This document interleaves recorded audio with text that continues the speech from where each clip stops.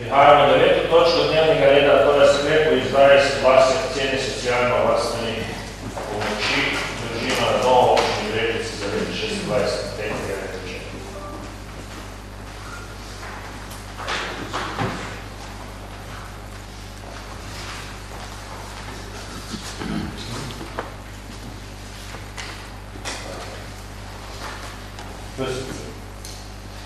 Dobro, da še bomo pripravi. Hvala lepo. Skratka, tako vsako leto se pripravi kratko prezentacijo, kjer smo povzeli ključne zadeve, ki so nekako vezane na izdajo soglasja oziroma za vašo dražbo odločitev glede cene. Na podlagi česa smo to sprejeli, na podlagi pravnih podlag, ki so v veljavi za pripravo predloga cene in so navedene tako gradivo kot tudi na zaslonu. Zdaj glede na to, da smo pomočno domu že večkrat obravnavali oziroma njeno ceno, bi sam povzela na hitro, da pomočno domu vključuje socialno oskrbo na domu in tudi mobilno pomoč in pa da je namenjena starejšim nad 65 let, ki živijo na domu in se nekako ne morejo zaradi bolezni ali drugih težav več oskrbovati sami. Pomoč na domu se in njen obseg se prilagodi potrebam posameznega pravičenca, je pa v pristojnosti občine, da izbere izvajalca, ki to upravlja v okviru javne mreže. Kot veste, smo lansko leto oziroma z začetkom letošnjega leta izbrali drugega izvajalca, to je Zdravstveni dom Brežice, ki po odzivih sodeč storitev uspešno tudi izvaja oziroma je tudi uspešno prevzel izvajanje teh storitev. Občine pomoč na domu so financirajo najmanj v višini 50%, to je pa zakonsko določilo. Potem, če nekaj še predvidimo, katere so vrste pomoči v storitvi, to so pomoč pri temeljni dnevni upravi, gospodinjska pomoč, dovoz hrane in tudi pomoč pri ohranjanju socialnih stikov. Kaj vpliva na oblikovanje cene? Cene se praviloma uskladi enkrat letno in sicer, če se stroški povečajo za več kot 3%, se lahko cena potem uskladi tudi med letom. Na ceno vplivajo tako stroški dela, potem stroški materiala in storitev, stroški amortizacije, investicijske vzdrževanja in pa tudi stroški financiranja. Strošek storitve pomoči na domu oziroma socialna oskrba na domu se stavljajo v skladu s pravilnikom o metodologiji stroškov v zvezi s pripravo. V zvezi s sklenitvijo dogovora je določeno v prvem delu storitve in je določeno v pravilniku, potem stroški vodenja in koordiniranja neposrednega izvajanja in pa tudi stroški za neposredno izvajanje storitve na domu uporabnikov. Cilj cene oziroma cilj oblikovanja cene je nekako, da zagotovimo kakovostno, učinkovito in pa dostopno storitev, seveda ob upoštevanju zneskov, ki jih imamo tako določeno v proračunu, kar pomeni na drugi strani tudi racionalne porabe javnih sredstev. Kaj so ključni razlogi za zvišanje cene? Že pri predšolski vzgoji smo obravnavali, da moramo povečati ceno predvsem zaradi višjih stroškov dela, zaradi uveljavitve zakona, potem zvišanje stroškov nastaja tudi zaradi dviga minimalne plače, zimskega regresa, letnega regresa in pa tudi višjih stroškov vzdrževanja, registracije in pa tudi makroekonomskih posledic, kot so višje stroški goriv. Vsi ti dejavniki pa nekako pomembno vplivajo tudi na ceno, ki smo jo potem tudi oblikovali oziroma smo jo predlagali vam v potrditev.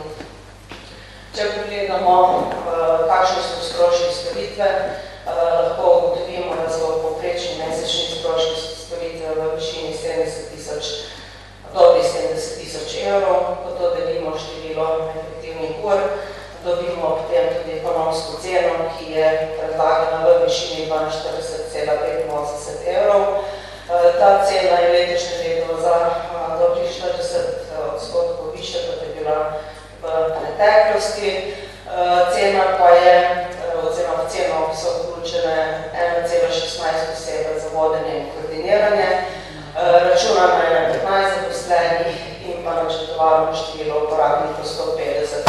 Kot veste, so potrebe v našem lokalnem okolju vse večje, tako da smo na podlagi tega planirali število, ki je nekako realno in tudi storitev potrebuje.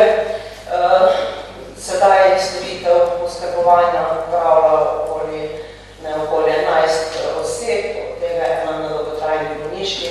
Želimo pa si, da bo teh oseb 15. Seveda, če nam bo uspelo nekako popolniti tudi kadrovsko strukturo oziroma tudi dobiti osebe, ki bodo to storitev izvajale. Pri izračunu te naše ekonomske cene so bile tako upoštevane vse možnosti znižanih stroškov in smo nekako prišli potem, tako kot sem že rekla, na ekonomsko ceno 42,85, ki je v primerjavi, kot vidite, lanskoletno oziroma sedanjo višja za 43%. Zaradi takšnega zvišanja večina, kot sem že povedala, zaradi zakonskih posledic makroekonomskih gibanj je občina predlagala, da bi letošnje leto krila subvencijo v višini 75% lansko leto oziroma do sedaj je ta subvencija 70%. Ne nazadnje pa je občina tudi lansko leto pristopila k starosti prijazna občina in to so tudi ukrepi, ki smo jih takrat nekako predlagali in se zdaj prepoznajo tudi v subvencionirani storitvi za uporabnika. Tako ocena, potem, če bodo pač to ceno sprejeli, med delovniki in soboto v višini 2,89 evra, za nedeljni prazniki pa 40 oziroma 50% tudi više. Zdaj, tisti uporabniki, ki si v celoti ne morejo pokriti to višino, lahko predlagajo oziroma dajo vlogo na center za socialno delo in se jih delno ali popolno oprosti plačila storitve. Potem smo še gledali tudi na to, da predlagamo povišeno subvencijo, tudi subvencijo v drugih občinah. Vidimo, da občina Krško recimo namenja 70%, enako tudi občina Sevnica, približno enako tudi občina Radeče, nekatere občine pa tudi imajo 50% minimalno, to moramo po zakonu nameniti. Potem še, če pogledamo, koliko nas stane povprečno strošek oskrbovalca oziroma oskrbovanca v domu, vidimo, da je ta skoraj 4-krat večji, kot pa nastane pomoč na domu. S tem pa verjamem, da si več od manj si starejši, če tole možno želijo ostati čim dlje na svojih domovih. Tako da kratko. Je razpravo, mora se tudi doktor, še enkrat povdala, da prav zlomenom, da ne bo prišlo do povišenja preveč na uporabnike, se zdovala tudi se poveča subvencijami za 10%, kar pomeni seveda, da je ta cena še vedno relativno ugodna, še vedno na zasebno, danes bistveno več imajo ceno takve pomoči. Odpiramo se ga. Vidim, da ni. Razpravi od enega, zato bi jaz za obratno glasovanje. Sprejme se sklep.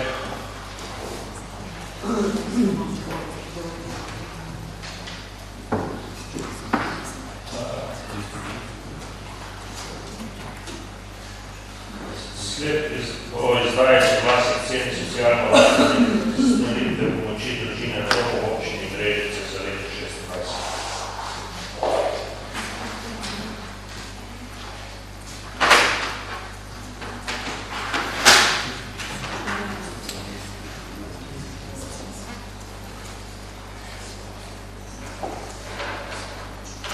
Ugotavljam, da je tudi to soglasno zatrjeno in prehajamo na 10. točko, to je zaključek proračuna občine Brežice za leto 2020.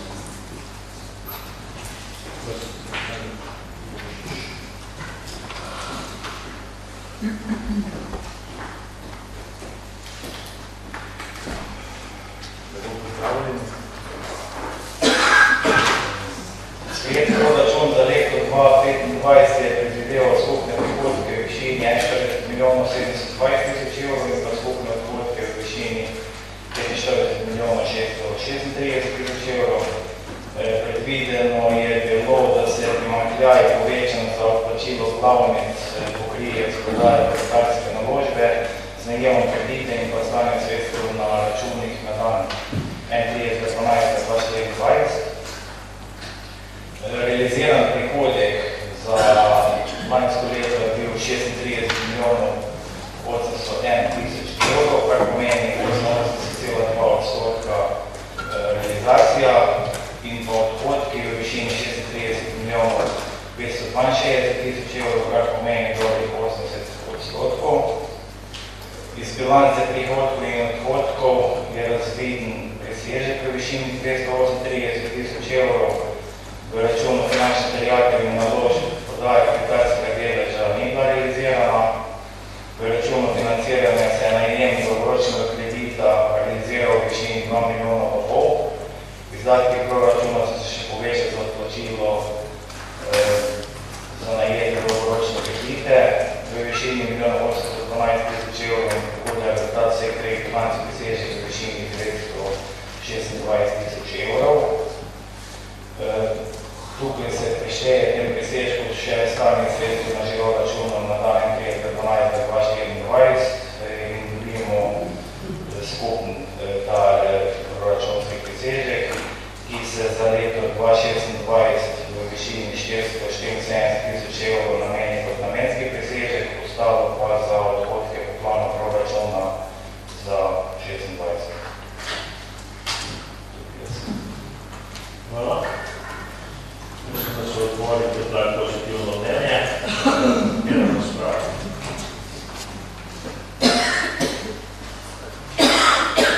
Kot vidite, tu ni mnenja prijavljena, zato mi je zdaj kar na glasovanje. Sprejme se zaključni račun proračuna občine Brežice za leto 2025. Visoko.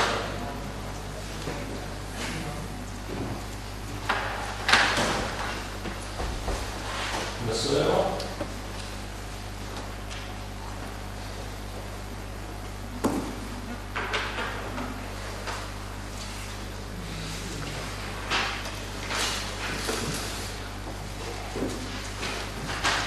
In glasujemo še o drugem sklepu, o presežku, ki je točno napisan, zakaj gre.